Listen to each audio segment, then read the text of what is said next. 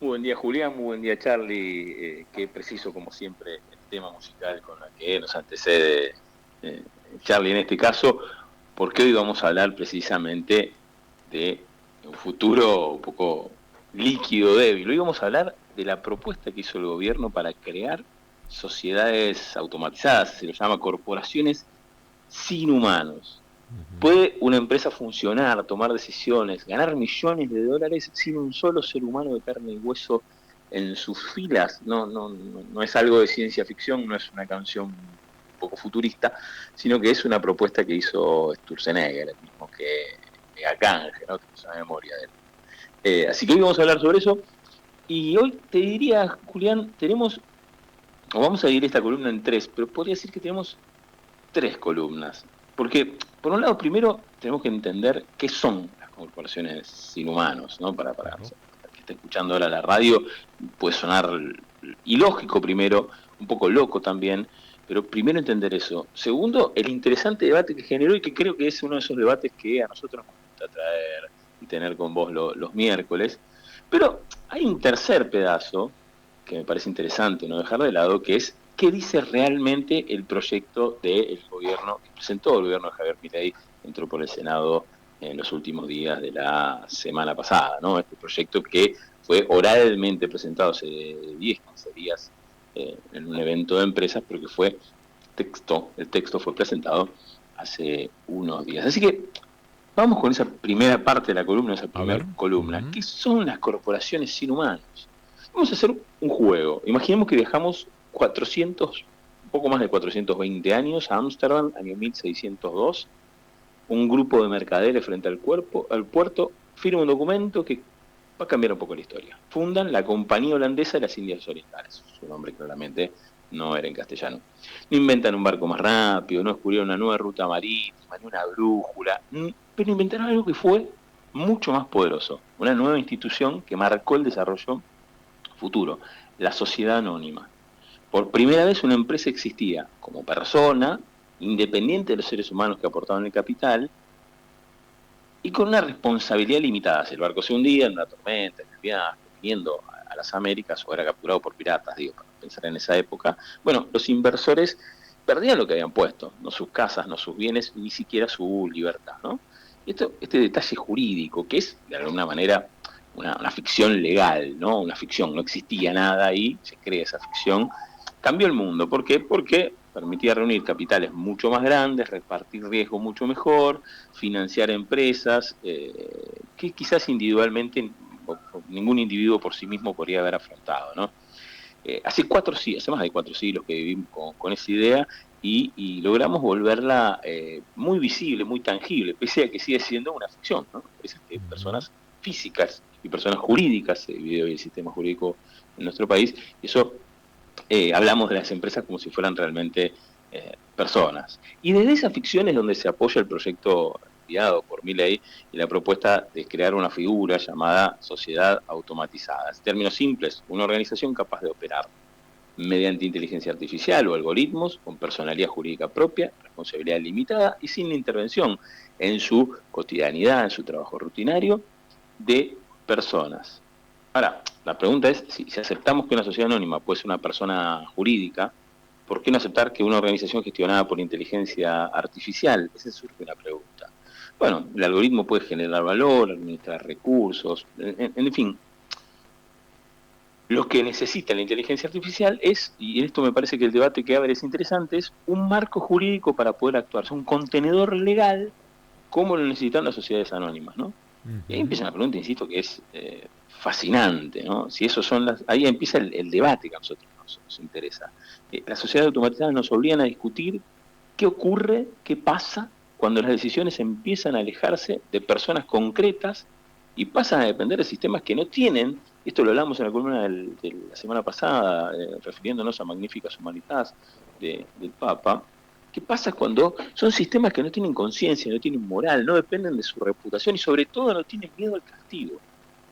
Y ahí empieza ese debate, porque siempre decimos, no se trata de ser tecnofóbicos versus tecnofílicos, La segunda parte de esta columna tiene que ver con eso. No se trata de rechazar cada tecnología como si estuviéramos defendiendo las velas contra la electricidad, pero tampoco se trata, y en este punto me parece que es importante, no se trata de encandilarse con cada innovación como si fuéramos niños en un parque de diversiones, ¿no?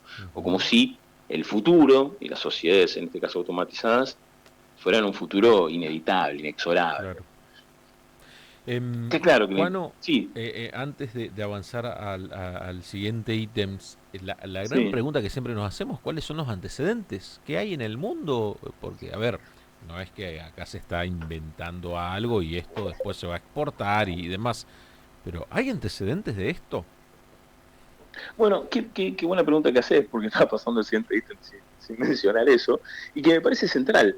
Hay ejemplos en Estados Unidos, especialmente algunos estados de Estados Unidos, de lo que llaman DAOs, ¿no? Que tienen que ver mucho más con la cultura tokenizada y que suelen funcionar como sociedades automatizadas en el mundo de la blockchain, mucho más puestas como llama como gatillo. Si se cumplen determinadas condiciones, la inteligencia artificial ejecuta determinada orden. Ejemplo, si se junta determinado dinero para esos fines solidarios, son una suerte de Santis Marateas de ficcionados, si Ujú. se llega a juntar determinado dinero, bueno, se compra determinado bien, ¿no? Y entonces, esa suerte de mini sociedades con un fin específico muy puntual existe ya en algunos lugares, especialmente en dos o tres estados en Utah y dos estados más de Estados Unidos, para poder generar responsabilidad y un marco jurídico que avale esa compra. Entonces se junta, por ejemplo, pero casi siempre tiene que ver con eso, un gatillo, una función específica, juntar dinero para una función específica, y cuando se cumpla esa condición, en términos de programación, ¿no? If, ¿no? Esta cosa que uno hacía ya desde cualquier Excel, ya lo hace cualquiera, si se cumple una función, se ejecuta tal orden. Y esa orden está generada por un algoritmo y lo que generaba en la mayoría de los países es eso, una forma de darle un marco y una contención jurídica a la decisión. La propuesta del gobierno, o lo que parecía proponer el gobierno de las corporaciones sin humanos, no existen hoy en ningún lugar, o por lo menos de todo lo que he investigado, no existe en ningún lugar, de Ujú. la manera en cual fue planteada en la nota en el Financial Times que sacan Milei y Sturzenegger. Claro. Muy bien, bueno. ¿El otro punto? Y bueno, y ahí nosotros decimos siempre que la inteligencia artificial va a transformar nuestras sociedades. Bueno, es probable que también transforme nuestras sociedades anónimas. Ujú. Pero la pregunta es, ¿cuáles van a ser las reglas? Siempre hablamos de esto. ¿Cuáles son las reglas que contengan, que proyecten, que marquen el rumbo de ese crecimiento? Y ahí aparecen las críticas. Y uno de los cuestionamientos vino de un autor que acá en estas columnas citamos mucho, que es Yuval Harari. Yuval Harari, un autor que viene de Estados Unidos, que es de judío, que es un tecnofílico de aquello, por decirlo de alguna manera, significada, que ha escrito mucho sobre los desafíos del siglo XXI, que es uno de los autores más reconocidos, y que no discute que la inteligencia artificial pueda ser útil, de hecho valora el esfuerzo en su texto, valora el esfuerzo de Milei por el crecimiento, pero cuestiona esta idea de otorgarle personalidad jurídica a organizaciones gobernadas por sistemas, porque tiene básicamente tres preocupaciones que vamos a decirlas. El primero es el poder incontrolable de darle personalidad jurídica a una inteligencia artificial, ¿no? Está claro que son empresas son creadas para organizar la acción humana, ¿no? Las cooperativas, las asociaciones. Esta misma empresa que nombramos al principio, de Holanda, era cómo organizar la acción humana en pos de un objetivo. Ujú. Ahora hay un paso distinto, es crear organizaciones que puedan actuar en el mundo económico, que algunos creen que el mundo económico no existe de forma tangible, pero estamos hablando de la posibilidad de crear empleo, de crear riqueza, de destruir empleo y de destruir riqueza. Y entonces la pregunta es bastante más simple. ¿Quién controla a quién? ¿La organización controla la inteligencia artificial o la inteligencia artificial controla a la organización? La segunda preocupación que plantea Harari, la segunda gran preocupación, es la ausencia de freno, ¿no? Los castigos que tenemos pensados son para seres humanos, los límites morales, todo nuestro sistema legal, las multas, las condenas, la prisión, la reputación. Nosotros digamos, leyendo mucho a Foucault, ¿no? Incluso la reputación, la vergüenza, el miedo, son todos mecanismos diseñados para influir sobre las personas. En las sociedades anónimas actuales, más allá de que sea de responsabilidad limitada, la persona también también responde ante acciones incluso con su propia libertad, digamos, pero también con la cuestión de la reputación. Pero si no tendríamos nada que perder, si un sistema descubre que puede maximizar sus objetivos y no tiene nada que perder, ¿cuál es el incentivo para no jugar al límite de las reglas cuando no para no romperlas? Y la tercera preocupación que plantea Harari es una preocupación del riesgo geopolítico, ¿no? Que estas grandes corporaciones, de las que hablamos acá hace 15 días, que ya poseen recursos comparables a la de muchos estados juntos, ¿no? Que poseen recursos mucho más grandes que países como el nuestro, imaginemos que eso tienen un lugar donde anclar, donde funcionar automatizadas y donde empezar a escalar a nivel global, moviendo el dinero, contratando servicios y generando, de alguna manera, en el mundo entero, mecanismos al límite y estamos hablando de la libertad de comercio, ¿no? De las reglas que pone la Organización Mundial del Comercio, ¿no? No estamos hablando solamente de de un futuro al estilo Terminator, sino que ese movimiento de dinero pueda romper las economías. Milei respondió de una forma que me parece interesante, que dice que la historia del desarrollo económico está lleno de tensiones jurídicas, ¿no? Incluso Harari habla un poco de esa idea de que el ser humano se distinguió de otras especies por poder construir ficciones. Bueno, él lo que dice es que el problema no es la inteligencia artificial, sino esa tentación que tienen a los hombres de regularla antes de comprender todo su potencial, y no hay que ahogar, término que usó Miguel, la innovación desde el comienzo. Y les quiero decir, es una discusión legítima, pero también es incompleta, porque nadie está preguntando cómo innovar. La pregunta es cómo innovar sin perder la capacidad de controlar lo que estamos Sí, muy aventurados, ¿no? Muy osados de lanzarse a esto, sabiendo lo que venimos hablando, que está no sé si en peligro, pero está en debate la propiedad privada, los datos personales, hasta dónde voy a un centro de salud. De aquí en adelante, el centro de salud que te toma todos los datos, tienen tu carnet para atenderte u operarte. ¿Qué se hace después? Digo, estamos entrando en un laberinto. Claro, ahí un poco se cortaba. Ajá, estamos entrando en un laberinto que no sabemos hacia dónde nos va a desembocar. Pero claro, esa es la clave, el laberinto que tiene caminos insondables. Y acá hay una reflexión que yo creo, y que no suene como chicana. Estamos hablando de un gobierno cuyo presidente todavía no pudo explicar de forma satisfactoria el escándalo de la token Libra.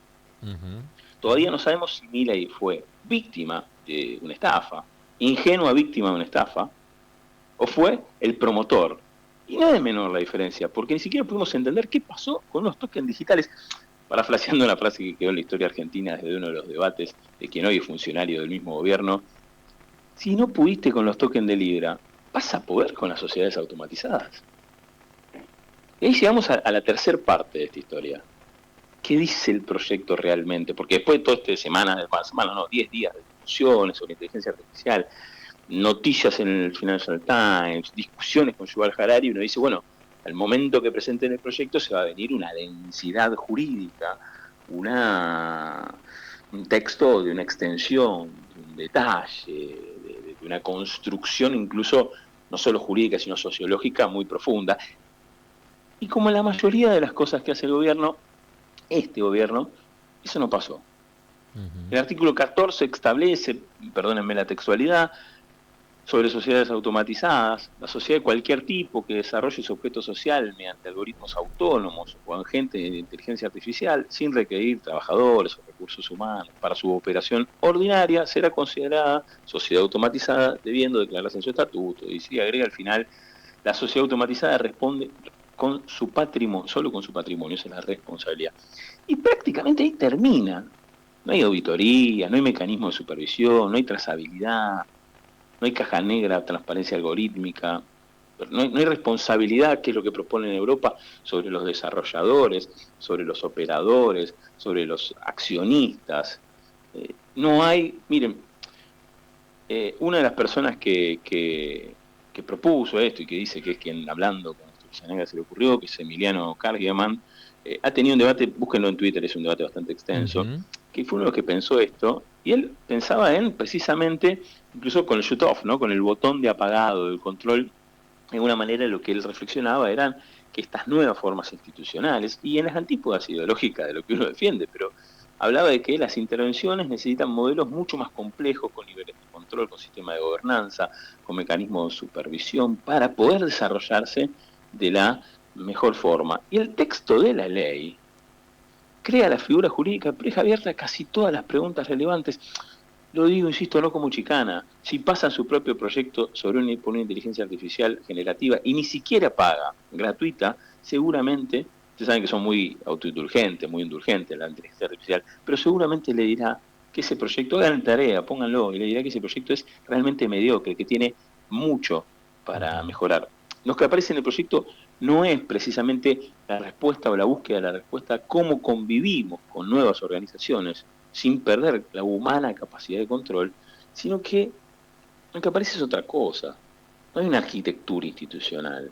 No estamos frente a una regulación innovadora y futurista que realmente nos pone a pensar la Argentina de los próximos 25 o 30 años. No estamos frente a un sistema experimental, cuidado, diseñado. Estamos en una suerte de una versión digital de laissez-faire, laissez-passer, dejar hacer, dejar pasar, quizás con la esperanza, con la fe, con el optimismo de que la innovación encuentre sola su camino. El problema es que cuando hablamos de inteligencia artificial no estamos discutiendo la apertura de un nuevo comercio o la modificación tributaria, sino que estamos hablando de organizaciones mucho más profundas. Harari dice, ya no son herramientas. Un cuchillo puede servir para cortar carne o para matar a alguien. Es el ser humano el que decide para qué lo usa. Bueno, estos agentes no solo son el cuchillo, sino que también son la decisión sobre para qué se usa y cuáles son los riesgos. La historia nos demuestra que las grandes innovaciones pueden cambiar el mundo para mejor, pero también nos enseña algo más. Si las reglas llegan muy tarde, los costos los pagan casi siempre los mismos de siempre, y en ese caso nuestros países son los más propensos. Y acá me resuena una pregunta, y con esto cierro esta parte de la columna, que es, ¿estamos abriendo realmente una puerta a la innovación? Como dice, encandilado por las luces del parque de diversiones Javier Milei, o en realidad estamos creando una suerte de incontrolable paraíso fiscal artificial. Y lo digo porque en la presentación de Sturzenegger, quien siempre habla de que las empresas no tienen que tener ningún control, cierra su presentación, y que tiene que haber menos impuestos, cierra su presentación diciendo que eso va a generar que las empresas paguen impuestos en la Argentina. El chiste se cuenta solo. Yo leyendo el anuncio y viendo el proyecto, a mí me parece que lo que hay en este caso abre un debate súper interesante, un debate que hay que tener, que hay que dar, que hay que pensar, porque innegociablemente o inexorablemente va a ser lo que viene, pero hay que negociarlo, hay que pensarlo, hay que tragarlo, hay que masticarlo bastante. En este caso lo que hay es bastante humo. El problema que es como el humo de las islas, que muchas veces nos inunda Rosario en algún momento del año. Lo peor no es el humo, ni siquiera el olor, sino que muchas veces eso nos muestra un horrible negocio que se esconde detrás, y lo que deja es una devastación muy fuerte en las tierras que tenemos acá al lado nuestro. Juano, como siempre, muy amable, muy completo. Muchísimas gracias por estos minutos. Muchísimas gracias a ustedes y saludos a Charles, Pedro y a la audiencia. Muy, pero muy buenos días. Se pasaba el licenciado